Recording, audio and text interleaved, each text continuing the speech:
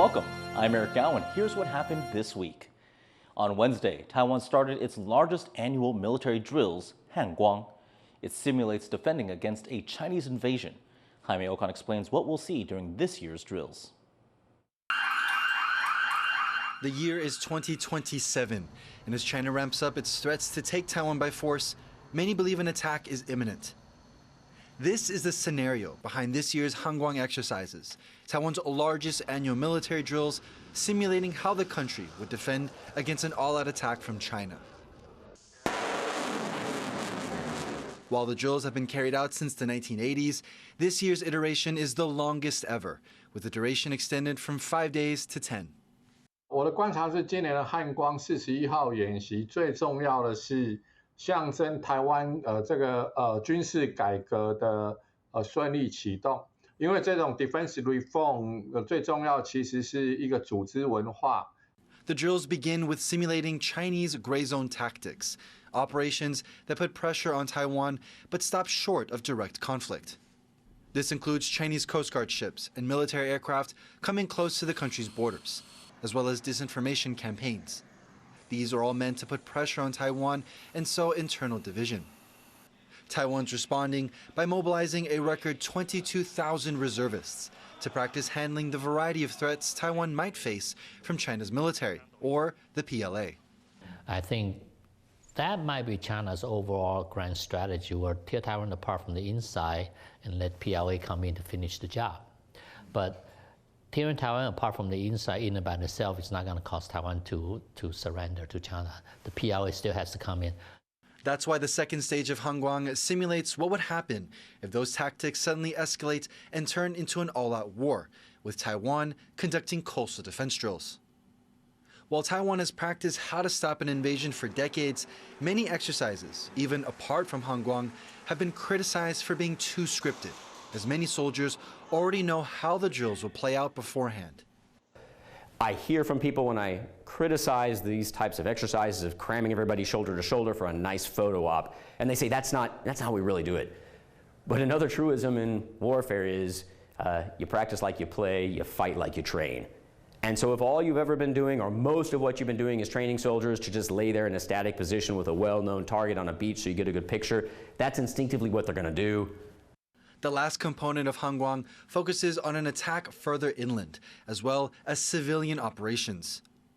On one of the last days of the drill, the capital of Taipei will undergo a citywide air raid drill, with civilians taking cover and escorted into designated safe zones. But I would say that if we are in full alert, if people are ready, then we don't need to do all these drills. I think this is our current mission, to know or to introduce to our general public that modern warfare is different from what we have known before. As Taiwan gets ready for 10 days of war games, the military says that the ultimate goal is not a show of force, but more about seeing what Taiwan is lacking to deter possible conflict in the Taiwan Strait. Andy Xue and Jaime Okan for TaiwanPlus. As part of the drills, residents in 3 cities across Taiwan practice what to do in case of an air raid while they're out shopping for groceries. This portion of Kuang is shining a spotlight on urban resilience. Ellen Liu has this report. As Taiwan's largest ever military exercise, the Kuang, gets underway, one focus is on testing the country's urban resilience. To do that, a rehearsal drill is being held at the supermarkets in downtown Taipei, preparation for a nationwide civil defense exercise starting on July 17th. The drill includes an air raid alert broadcast, running through evacuation steps, handling customers' reactions inside the store, assisting with emergency medical care,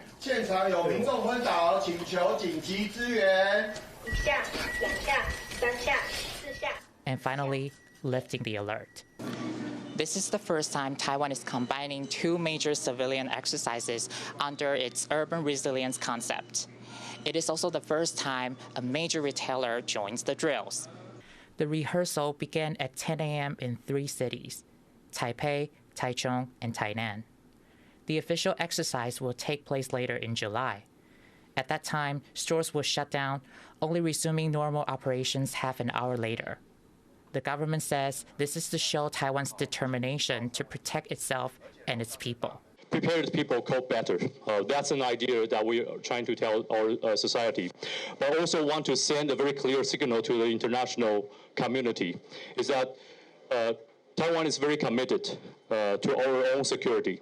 So we won't back down in any forms. As China's security threat to Taiwan continues to grow, people here say hardening the country's civil resilience is a good course of action.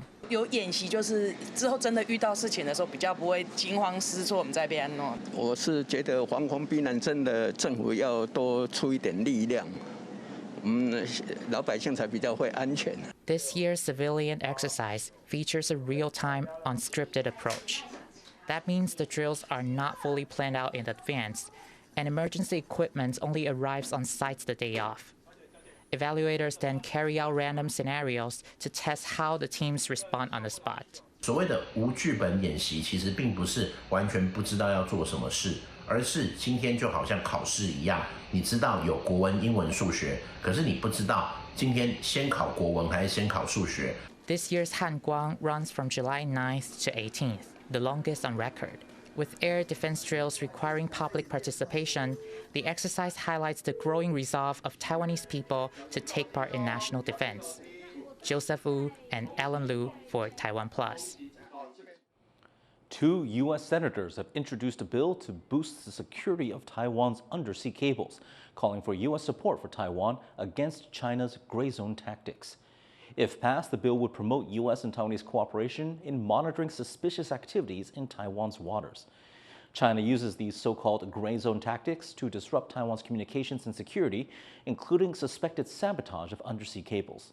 Since 2023, those cables have been disrupted at least 11 times. Doctors have joined in on Taiwan's unprecedented recall campaign to remove dozens of opposition lawmakers, as campaigners from both sides ramp up their efforts to get voters to the polls in 2 weeks. Tiffany Wang reports. Medical professionals from around Taiwan are calling for a cure for what they say is a sickened democracy. 我们团结在一起，要积极处理不容延缓的大事。我们如果任这些国会的癌症细胞继续以多数的霸权为书掣肘，让我们台湾会有什么的后果？ Taiwan's two main opposition parties, the Kuomintang and the Taiwan People's Party, together control the legislature. But now, at least 26 KMT lawmakers face a recall vote this summer. The ruling Democratic Progressive Party only needs to flip 6 seats to regain the legislative majority. With the first round of recall votes only about 2 weeks away, campaigners are ramping up support, including prominent recall leader and founder of chipmaker UMC, Robert Cao. 这希望当然是罢免越多越好，然后改选回来让这个国民党的在国会的影响力能够尽量的消减，因为国民党这个影响力就代表共产党的影响力嘛。 The KMT has argued that cross-strait communication and dialogue are essential for peace in the Taiwan Strait. China has not had any contact with presidents from the ruling DPP in over 10 years. With control of the legislature at stake, major KMT figures are throwing their support behind party lawmakers facing recall. 因为在台北市过去没有投过罢免，所以很多支持的朋友不清楚要怎么盖。 那就是盖至多的所以我们希望能够和台北市国民党5位立法委员持续的努力。 With just 2 weeks to go before people head to the polls, campaigners, lawmakers, and their party will be busy trying to secure as many votes in their favor as possible. Justin Wu and Tiffany Wang in Taipei for TaiwanPlus. The issue of the death penalty is taking center stage as lawmakers grill President Lai Ching-te's second round of justice nominees. Prosecutor Tsai Cho-ming, the nominee for Grand Justice and the president of the Judiciary, spoke to the legislature on Wednesday. He says he does not support abolishing the death penalty, which was ruled partially constitutional last year. Tsai is one of 7 people nominated by President Lai to fill Taiwan's top court. The court has not been able to hear any cases due to a new measure requiring a minimum of 10 justices in order to do so. Days after Typhoon Dinas tore through central and southern Taiwan on Sunday, tens of thousands of homes were still without power. A final tally of the damage might take some time, but the estimates are already steep. John Van Trieste reports. The cleanup after Typhoon Danas is now a national affair. The military is helping remove the fallen trees that litter Taiwan's west coast from the center to the south. And some cities spared from the worst of the storm, Kaohsiung, New Taipei, and Taoyuan, have sent teams and equipment to help, too. There's still a long way to go before life gets back to normal at the center of the damage path. Even 3 days after the typhoon passed, some people are still stunned at what they saw. 来不及呀，就是先救车子，然后车子救完再救东西，根本来不及。它很快，我们这里像滞洪池一样。 Cars are ruined, basements flooded, streets are washed out, and everywhere there are uprooted trees and utility poles mixed in with rubble. Work to restore power and water has made major progress, with most of the grid back online, but around 68,000 homes are still in the dark. Many people around the region have felt despair these past few days. 无电啦，无电视啦，冰箱物件歹了了啦。中央哦，甲市政府哦，会来甲照帮助。 Some of the worst damage has been to agriculture. Losses across the country are expected to hit around $55 million. And it's not just crops. The many fish farms that dot the mid to southern west coast are seeing mass die-offs as they remain cut off from the power needed to run the oxygenators for the ponds. Some in the industry feel ignored by those who could help them. 好像就是弃婴一样，只是在旁边隔壁村庄作秀，我们呢，下一餐在哪里都不知道。 Schools and workplaces remain closed across much of Taiwan, even in some places not so hard hit. There are two problems. One is that schools or campuses didn't escape the storm's fury. By one count, over 550 schools and museums suffered some kind of damage. But secondly, the rains haven't let up, as unstable weather takes over where the typhoon left off. For much of Thursday, the entire south of Taiwan is under a rain advisory. For some residents, the worst of a week of extreme weather may not yet be over. Andy Xue and John Van Trieste for TaiwanPlus. Taiwan's exports hit a monthly record of $17 billion in June. That was mainly due to growing global demand for AI and supply chain restructuring.